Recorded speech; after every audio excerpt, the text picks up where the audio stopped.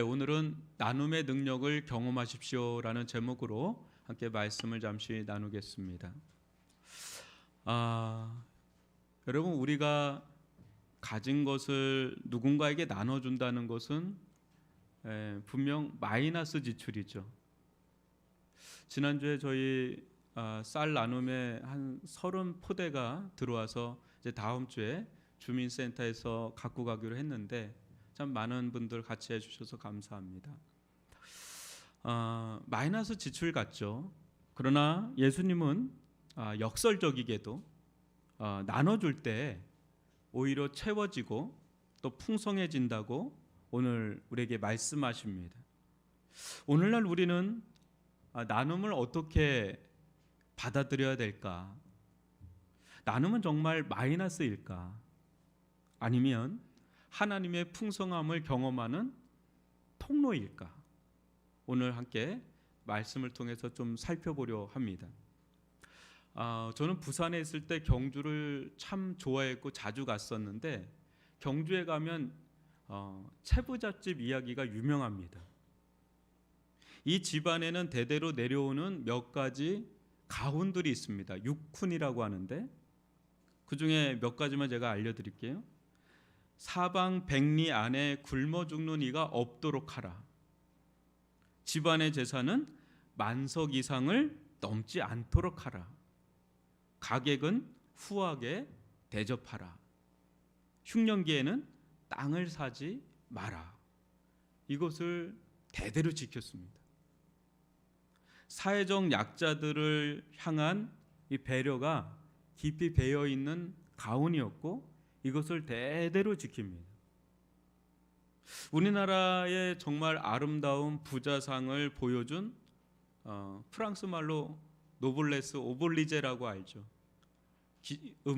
귀족들이 의무를 진다라는 그것을 그대로 지킨 우리나라의 멋진 부자가 채부잣집, 그 가문입니다. 채부잣집이 이렇게 된 데는 몇 가지 사건이 있었습니다. 당시는 대부분의 수확이 지주의 목이었습니다. 그러다 보니까 정작 일하는 소작이들은 얼마 갖고 가질 못하는 거예요. 이로 인해서 민중들의 봉기가 자주 일어났고요. 또 도둑질을 일삼는 그런 악순환이 반복이 됐던 겁니다. 이를 지켜보던 채부잣집은 용단을 내립니다. 지금 봐도 대기업이거든요. 근데 지금 봐도 아주 파격적인 용단을 내리는데 지주의 몫과 소작인의 몫을 똑같이 반반으로 나누는 겁니다. 여러분, 이거 쉬운 거 아니잖아요. 회사 사업을 하신 분들은 알겠지만 반반 나눈다는 거는 굉장히 위태위태한 건데 그렇게 해버립니다. 그런데 이때부터 놀라운 일이 또 일어납니다.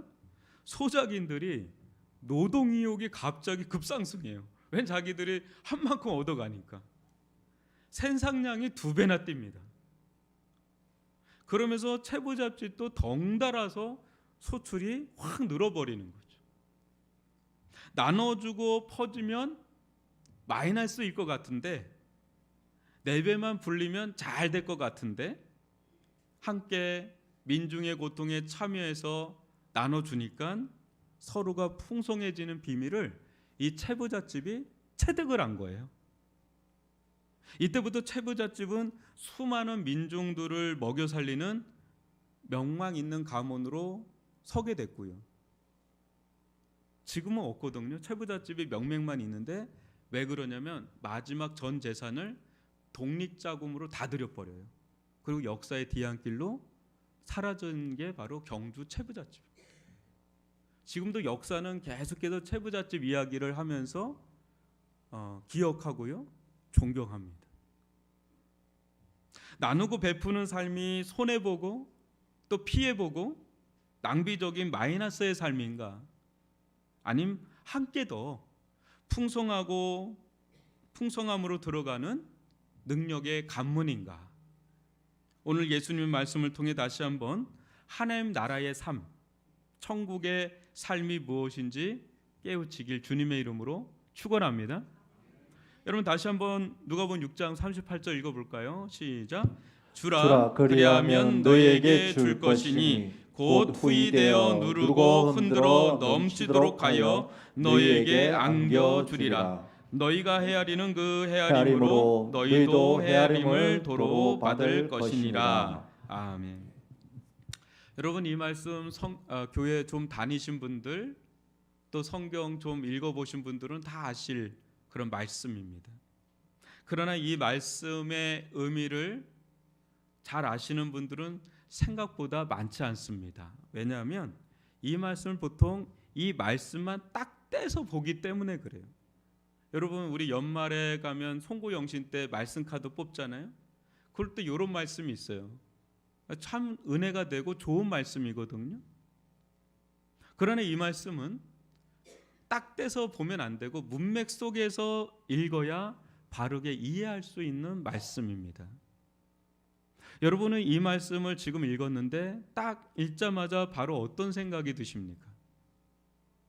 아마 대부분의 성도들이 저 같은 생각을 할 것 같은데, 저는 딱 보자마자 어떤 생각이 들었냐면, 후히 베풀고 나눠주는 삶을 살면 하나님으로부터 차고 넘치는 은혜와 축복을 받는 거구나, 이렇게 딱 다가와요. 여러분들은 어떻습니까?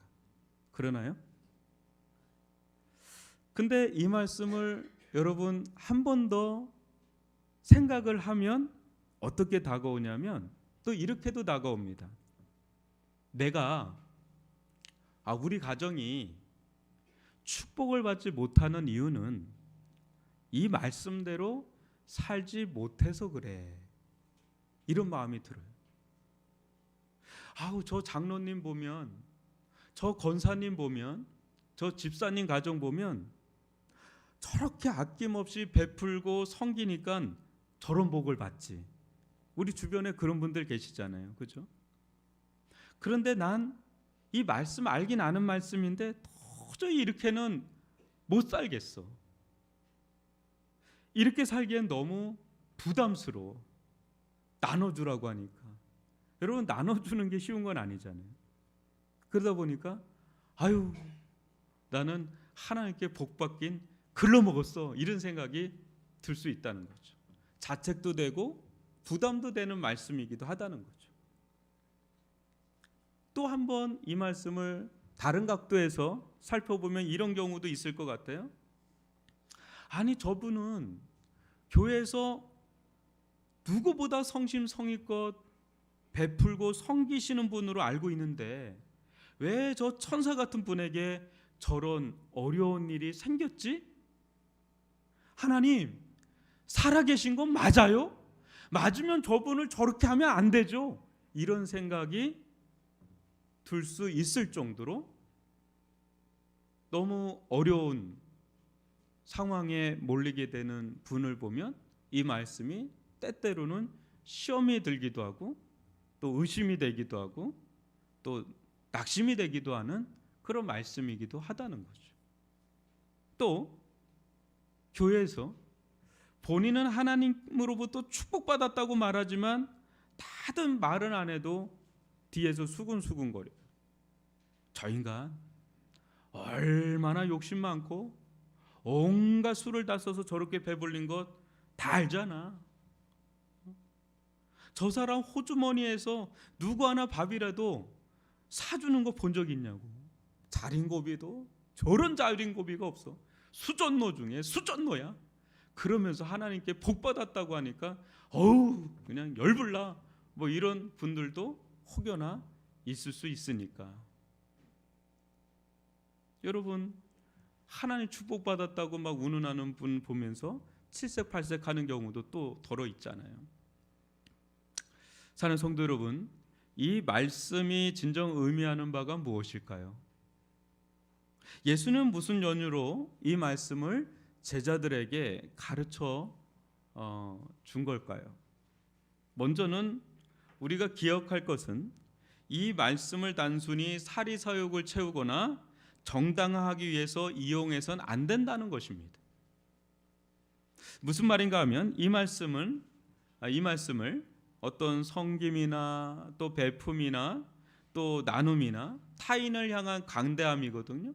그것으로 세상에서 엄청난 경제적인 이익이나 막대한 재물을 얻을 수 있다는 식으로 이용해서는 안 된다는 거죠.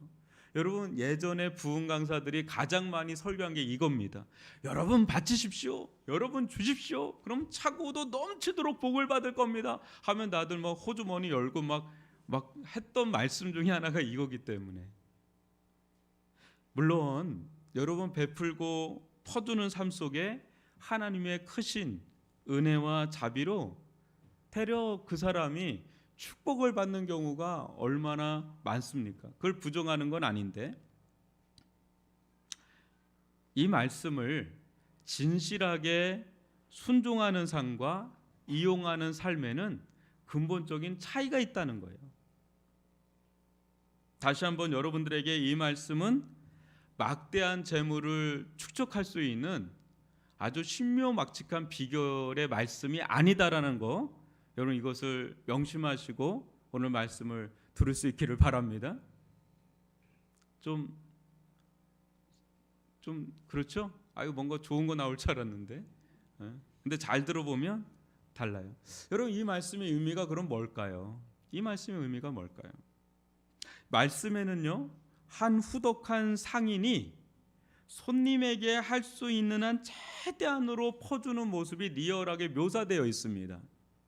여기서 후이되어 누르고 흔들어 넘치도록 하여 라는 이 말씀을 여러분 한번 상상하면서 묵상해 보시기를 바랍니다. 후이되어, 여러분 후이되어라는 게 무슨 말인지 아세요? 시골에 사시는 분들은 좀 아실 거예요. 시장에 가거나 또 시골에서 뭐 쌀이라든지 이런 거 막 대로 해서 이렇게 막 퍼주는 거 있잖아요. 후이되어, 후이 퍼주는 거예요. 그죠? 후이 퍼주는 거죠. 그렇다면 그 다음에는 뭐예요? 후이 퍼줬는데 그 다음에 어떻게 하죠? 눌러요. 그거를 왜 누르죠? 더 주려고. 왜냐면 누르면은 공간이 더 생기잖아요. 그런 더 퍼줄 수가 있으니까 또 꾹꾹 눌러주는 거죠. 근데 그 다음 장면이 또 중요합니다. 그 다음에 어떻게 해야 되죠? 흔들어. 여러분 왜 흔드는 거예요? 그렇죠. 제가 작년에 저희 처가댁에 갔을 때 그 강원도 영월 지역이거든요. 거기는 다 옥수수예요. 다 옥수수인데 제가 간 날 출하하는 날이었습니다. 그러니까 옥수수 다 따가지고 탈곡기가 있어요. 그 탈곡기에 막 넣으면 알갱이들만 다 떨어져요. 근데 그거를 이제 마대자루라 그러잖아요. 그 마대자루에다 막 그냥 눕니다. 한참 누다 보면 차잖아요. 그러면 양쪽에서 손들어요. 그럼 어떻게 되는지 아세요? 그 알갱이 사이의 공간이 메꿔지면서 쭉 내려가요. 그럼 다시 넣고 또 흔들고 다시 넣고 흔들고 해서 빵빵 채운 다음에 그거를 출하를 하는 겁니다. 이렇게.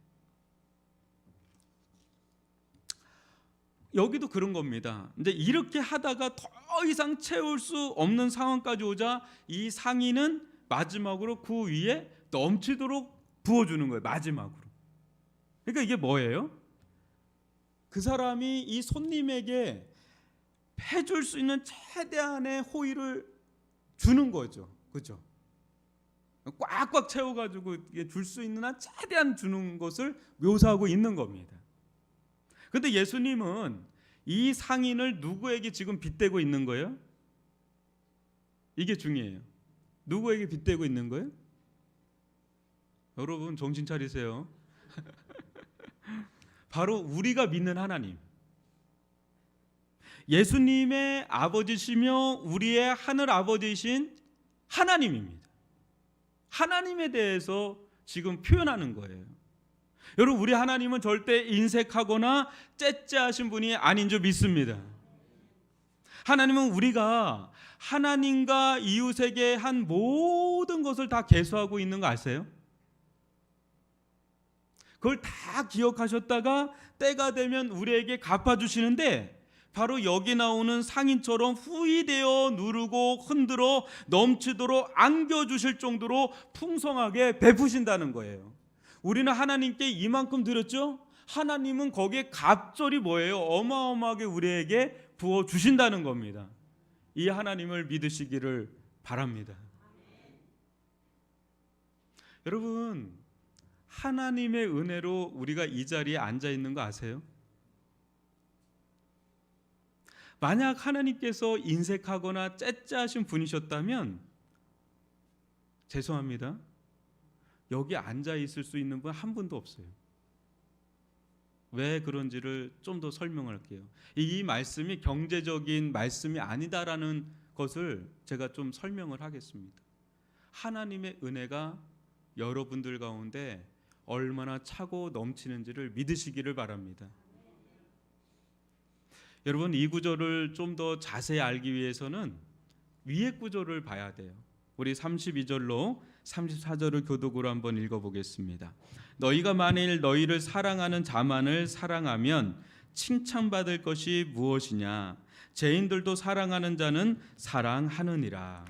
너희가 만일 선대하는 자만을 선대하면 칭찬받을 것이 무엇이냐? 죄인들도 이렇게 하느니라. 너희가 받기를 바라고 사람들에게 꾸어주면 칭찬받을 것이 무엇이냐?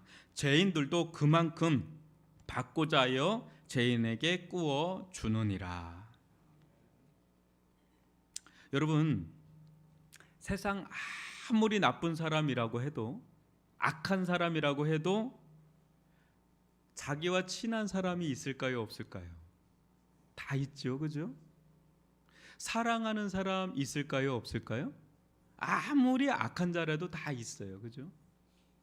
그리고 아무리 나쁜 사람이라도 무엇이라도 해주고 싶은 사람이 있을까요, 없을까요? 다 있기 마련이잖아요. 파렴치한 같은 자라도 자기 사랑해주는 사람 사랑하고요, 자기 잘 대해주는 사람 좋아합니다. 이게 다 우리 인간이 그런 거예요. 우리가 다 그런 거예요. 나 좋아라 하고, 나 사랑해주고, 나 선대해주면 좋아요, 안 좋아요, 그 사람이? 아유, 좋죠.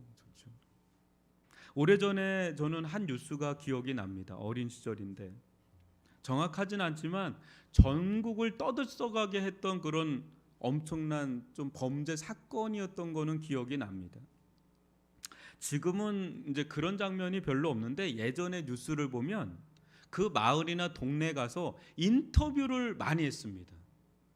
그런데 그 범인으로 지목된 그 용의자의 어머니를 인터뷰하는 장면이었어요. 근데 그 어머니가 이렇게 합니다. 너무 순박하고 너무 시골 어르신인데 너무 순박해요, 그냥. 그래서 저 양반이 거짓말을 한다는 게 느껴지지 않을 정도로 그렇게 시골의 순박한 그런 어르신이 이렇게 얘기해요. 우리 아들은 절대 그럴 아들이 아니다. 얼마나 착실하고 착한 애인지 모른다. 절대 우리 애는 그럴 일이 없다고 막 울면서 이야기를 막 합니다. 근데 거짓말 같지가 않아요. 여러분, 그자도 누군가의 사랑하는 아들이었던 거죠.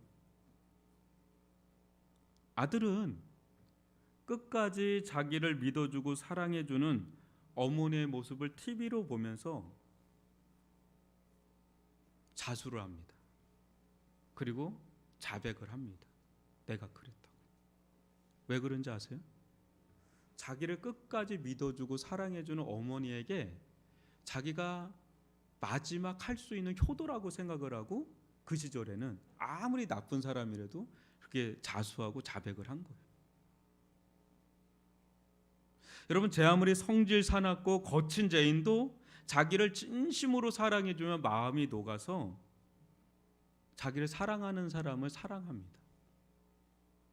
여러분은 어떻습니까? 여러분, 어떤 사람이 좋습니까? 여러분, 어떤 사람이 좋아요? 나 좋아해주고, 나 사랑해주고, 나 위해주는 그 사람이 좋지 않습니까? 아마 여러분 주변에 그런 분들, 자식이 됐던, 친구가 됐던, 남편이 됐던, 아내가 됐던 그 사람들 곁에 있는 게 든든하고 아마 좋으실 겁니다. 여러분, 강아지나 고양이도 알아요. 나 좋아하는 게 누군지. 그래서 거기에 줄을 쓴다니까요, 집안에서도. 아니, 강아지나 고양이도 하는데 사람이 모르겠어. 저 사람이 나 좋아하는지, 나 사랑하는지, 나 위하는지 사람이 모르겠어요? 머리 검은 짐승이 모르겠어요? 다 안단 말이죠. 그죠?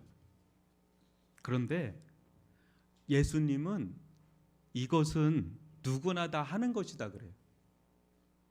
누구나 다 할 수 있는 것이다 그래요. 무슨 말이에요? 본성이라는 거죠. 인간 본성. 자연스러운 거라는 거죠. 여러분, 부모가 자식 사랑하지 않는 부모 있나요? 자식이 부모 이해하지 않는 자식이 있나요? 그거는 자연스럽고 본성이에요. 저는 결혼하고 난 뒤에 애를 안 낳으려고 그랬어요. 애를 사랑할 자신이 없었어요. 저는 독신의 은사도 구하고 있었기 때문에 그렇게 그쪽에 마음이 없었어요. 근데 애를 딱 낳으니까요, 그냥 좋던데요. 미치게 좋던데요. 제가 6년 만에 둘째를 낳습니다. 왜 그런지 아세요? 첫째가 너무 좋아서. 둘째를 사랑할 용기가 없었어요. 근데 웬걸요? 둘째 낳는데요, 둘째가 더 좋아. 죄송하지만 저 뒤에 첫째가 있는데 미안하다. 이게 본성이에요. 예수님은 칭찬받을 게 없다 그래요. 이거는 악한 자도 그렇게 하는 거니까. 인간 본성이니까. 그러나 원수 같은 자를 사랑하는 것은 전혀 다릅니다. 죽기보다 어려운 게 원수 사랑하는 거예요. 여러분, 원수 같은 사람 사랑할 수 있겠어요? 아마 치가 떨릴걸요. 근데 충격적인 말씀이 35절에 나옵니다. 같이 읽어볼까요? 시작. 오직 너희는 원수를 사랑하고 선대하며 아무것도 바라지 말고 구워주라. 그리하면 너희 상이 클 것이요 또 지극히 높으신 이의 아들이 되리니 그는 은혜를 모르는 자와 악한 자에게도 인자하니라. 아멘. 아멘이 잘 안 나와요. 엄청 부담스러운 말씀이죠. 어느 때는 숨이 막혀요. 어떻게 저 원수 같은 자를 사랑하라는 거야? 한 대 막 지어박아도 시원치 않은데. 여러분, 술 먹고 온 남편 한 대 지어박고 싶잖아요. 자고 있을 때 딱 때리면 일어나는데 그냥 아무렇지가 않은 척하고, 억울하고 분통이 터져 죽을 것 같은데 사랑하고 용서하라고 하라면 여러분 어때요? 사회적인 약자 입장에서 보면 이 말씀은요, 엄청 상처되는 말씀이에요. 갑질당해서 내가 상처받고 피해받고 막 울고 있는데 교회 왔는데 원수를 사랑하고 선대하라, 용서하라, 이런 말씀 막 목사님이 막 하고 막 얘기하면, 그렇게 안 하면은 그거 죄다 막 이러면 여러분 위로가 되겠어요? 때린데 더 때리는 거죠. 아픈데 더 아프게 만드는 거죠.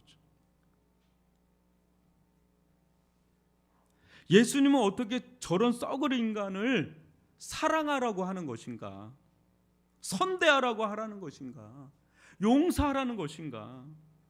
어떻게 세상 사는데 아무것도 바라지 않고 무료로 꺼주라는 거예요.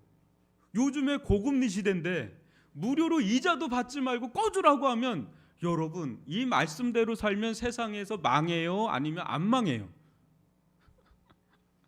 망할 것 같지 않으세요? 죽을 것 같지 않으세요? 이 말씀 순종해야 될 말씀입니까? 아니면 그냥 알고만 있어야 되는 말씀입니까? 알고만 있고 싶죠. 순종하라고 하면 엄청 부대끼는 말씀이죠. 예수님의 말씀은 도무지 이해도 안 되고 납득도 안 되고 따라 살기도 어렵습니다.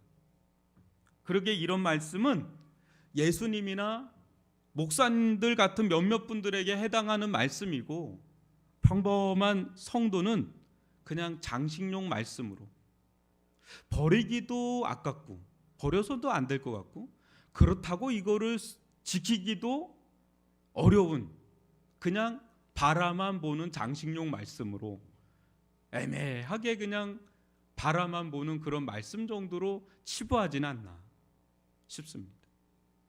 그러다 보니까 오늘날 교회 다니는 이들의 모습에서 하나님의 그 넓은 인자하심, 아주 넓잖아요. 품이 온유하심, 그 자비하심의 모습보다 세상 사람들과 별반 다를 바 없는, 어쩌면 교회 다니는 사람이 더 사납고 자기밖에 모르는 모습으로 비춰지지 않나. 이 말씀을 소화해야 되는데 이 말씀을 소화하지 않고 그냥 내 살던 대로 살지 하면은 그냥 하나님의 인자하심을 우리가 경험하지 못하는 거죠. 우리는 어떻게 해야 될까요, 여러분? 이 말씀 순종해야 될 말씀입니까? 아니면 장식용 말씀으로만 봐야 되는 것입니까? 점점 자신이 없어져요. 역설적이게도 예수님의 말씀은 우리에게 이렇게 살아라 하지만 이 속에는 이중적인 의미가 있습니다. 하나는 이렇게 살아라. 그러나 너희들은 이렇게 살지 못한다는 것입니다. 다른 하나는 하나님의 무한하신 은혜를 체험하라. 알아라. 그러면 너희들도 하나님처럼 살 수 있다. 아멘입니까? 무슨 말이냐면 예수님의 말씀을 액면 그대로 보면 구약 율법보다 수준이 높아서 더 율법적으로 들려요. 굉장히 부담스러운 게 구약이 더 쉬워요, 여러분. 구약은 그냥 소 잡으면 되잖아요. 그냥 불태우면 되잖아요. 그죠? 근데 신약으로 넘어와서 예수님 말씀 들으면 엄청 어려운 말씀 엄청 많아요. 상상수훈 여러분 읽어보면 그거 못 지킵니다. 굉장히 부담스럽습니다. 이 왼뺨 자르면 오른뺨 달라 그러고 겉옷 가주면 속옷도 갖다 주라고 그러고 여러분 그렇게 하는 게 얼마나 어려워요. 그죠? 그래서 우리는 이 말씀을 지키려고 하다가 이게 어려우니까 복음으로 이것을 다 무마시킵니다. 어떻게 무마시키냐면 아유 뭐 하나님 내 죄 다 용서해 주셨는데 나 구원 받았는데 뭐 꼭 이 말씀 지켜야지 뭐 구원받고 천국 가는 거 아니니까 이 말씀 뭐 그냥 알고 그냥 살면 되지 뭐 하면서 그냥 이거를 슬쩍 넘어가요. 근데 마음의 한켠에는 좀 찜찜함은 있죠. 왜 나는 이 말씀을 못 지킬까? 뭐 이런 찜찜함은 있는데 이 찜찜함도 다 무마시킵니다. 어차피 난 구원 받았으니까 뭐 이러면서 그냥 지내는 게 우리들의 모습이에요. 여러분 예수님은 우리를 골탕 먹이고 정죄하려고 이 말씀을 주신 게 아닙니다. 이 말씀을 주신 1차적인 목적은 하나님이 어떤 분이신지를 보여주기 위해서 그런 거예요. 우리를 향한 하나님은 어떤 분이신지를 보여주기 위해서. 우리는 본래 하나님께는 철천지 원수 같은 자들이었잖아요. 하나님의 진노의 화살이 우리의 심장을 겨누고 그거를 힘껏 당기다가 어느 순간에 딱 놓는 순간에 순식간에 우리는 지옥의 멸망으로 들어갈 운명에 처해 있던 자들이 우리 아니었습니까? 그러나 후히 대어 누르고 흔들어 넘치도록 풍성한 하나님의 은혜가 우리를 덮었고 그 은혜로 우리는 살아났고 구원받았고 하나님의 자녀가 되었고 거듭나게 된 줄 믿습니다. 만약에 여러분 하나님의 사랑이 우리와 같이 째째하고 우리와 같이 인색하고 우리 사랑하는 사람 우리 좋아하는 사람만 좋아한다면 여러분 여기 앉아 있을 사람 아무도 없다는 거예요. 그래서 하나님은 원수 같은 자들을 용서하고 사랑할 만큼 크신 분이다라는 것을 보여주는 거예요.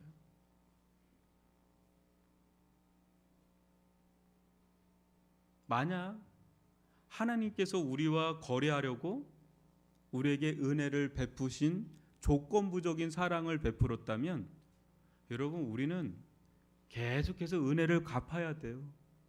지금도 은혜를 갚아야 돼요.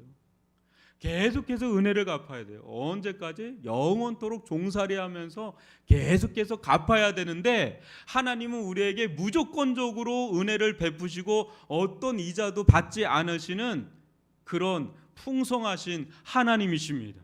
그래서 하나님은 그 막대한 사랑으로 우리를 당신의 자녀로 삼으시고 우리를 자유자로 부르신 것입니다. 그래서 우리 또한 하나님처럼 세상에 이 하나님의 사랑과 은혜를 베풀며 살라고 우리에게 이 말씀을 주신 것입니다. 여러분, 하나님의 차고도 넘치는 은혜와 자비하심을 경험한 자는 감히 어떤 삶을 살 수 있을지를 보여주는 대목이 36절로 38절입니다. 한번 교독으로 읽어보겠습니다. 너희 아버지의 자비로우신 같이 너희도 자비로운 자가 되라.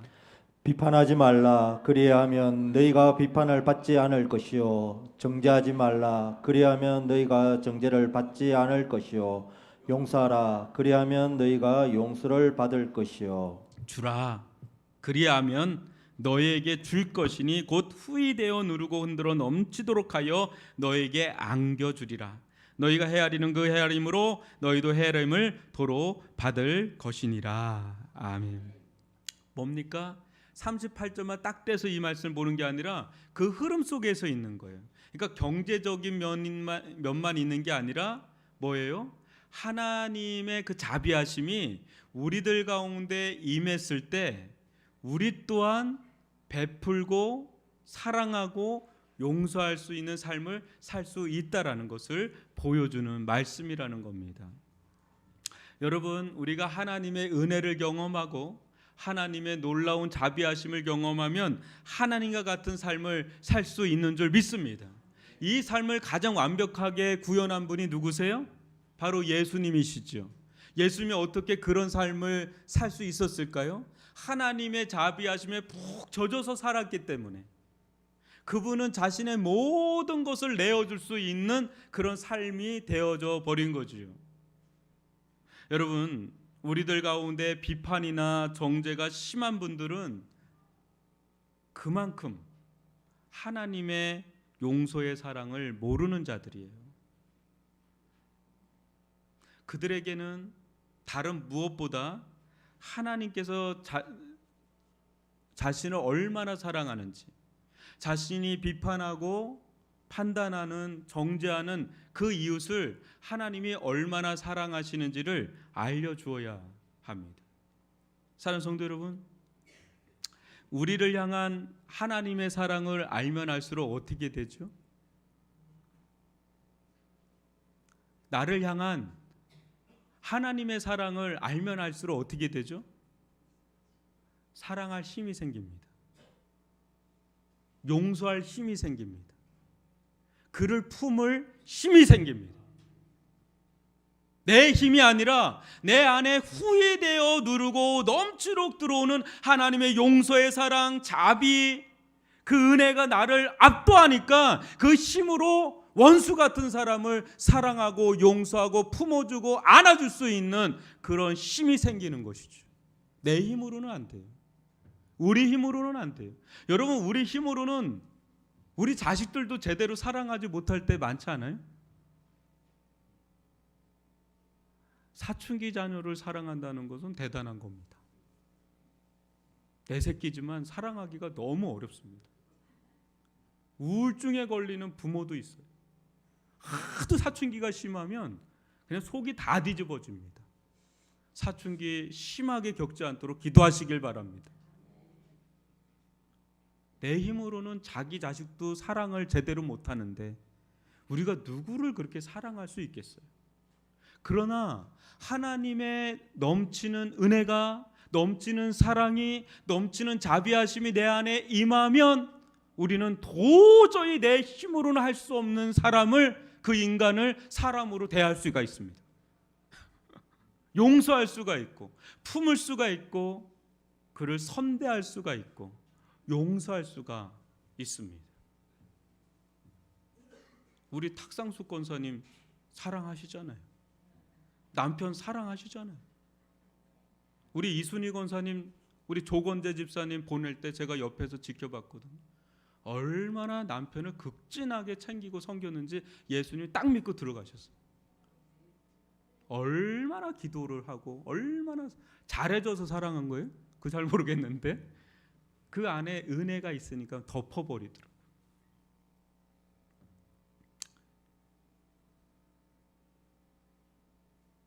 빈 깡통 같은 우리 마음에 하나님의 사랑이 차고 차고 넘치고 넘치고 압도하고 압도하면 사람이 변해요.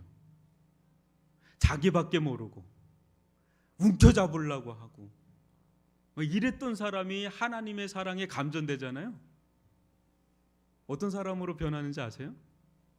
막 퍼주는 사람이 돼요. 뭘 해도 주고 싶고 뭘 해도 해주고 싶은 사람으로 갑자기 돌변하는데요, 이게 사람이 하는 일이 아닙니다. 그런 은혜를 누릴 수 있기를 바랍니다. 저는 이 말씀을 보면서 올 한 해 우리 성도들을 보면서 또 우리 교회를 보면서 너무 감사했어요. 우리 교회에 얼마나 아낌없이 퍼주는 분들이 많은지 제가 설교 시간 이제 다 끝났습니다. 나열을 하고 싶은데 나열을 할 수가 없습니다. 뭐 여건이 돼서 상황이 돼서 섬기는 분들도 있겠지만 그런 거 상관없이 하나님을 위해서 우리 이웃을 위해서 자신의 시간을, 자신의 재능을, 자신의 물질을, 자신의 에너지를 아낌없이 퍼주는 분들이 있어요. 왜 그래요? 그 자기에게 부어주신 하나님의 은혜가 있기 때문에 그것을 따라서 자신도 누군가를 베풀고 섬기고 선대를 하는 줄 믿습니다. 근데요, 이게 너무 놀라운 게 내가 일을 주면은요, 저 쌀을 다음 주 줄 거거든요. 저거 누군가에는 갈 거예요. 그분들이 저거 쌀 받으면 어떻게 생각하겠어요? 맛있는 밥을 지어서 먹겠죠. 그거 어떨 것 같으세요? 마음 따뜻해지는 거예요. 마음 따뜻해지면 나도 나중에 누군가 챙겨야 되겠다 해서 이게 계속해서 연결돼서 더 풍성해지는 하나님의 나라의 모습이 구현되는 것입니다. 여러분, 이 세상에서 가장 낭비하는 분이 누구세요? 하나님 아니십니까? 우리가 뭔데 우리에게 자신의 아들을 온팡 다 낭비를 하냐 말이에요, 십자가에서. 근데 그 낭비가 아니라 수많은 영혼들을 살리고 우리도 살린 거 아닙니까?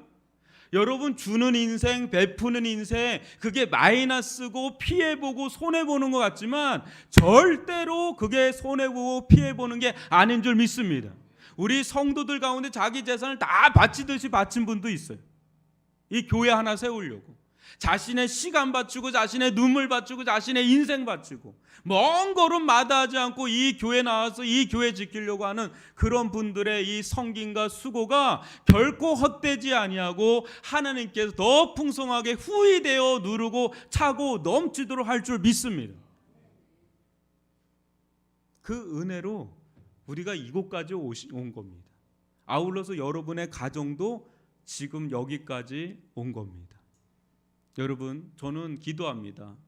우리 위례중앙교회가 하나님의 차별 없는 사랑, 하나님의 아낌 없는 사랑, 원수 같은 사람도 품고 감당할 수 있는 능력의 공동체, 자비의 공동체가 되도록 기도하고 있습니다.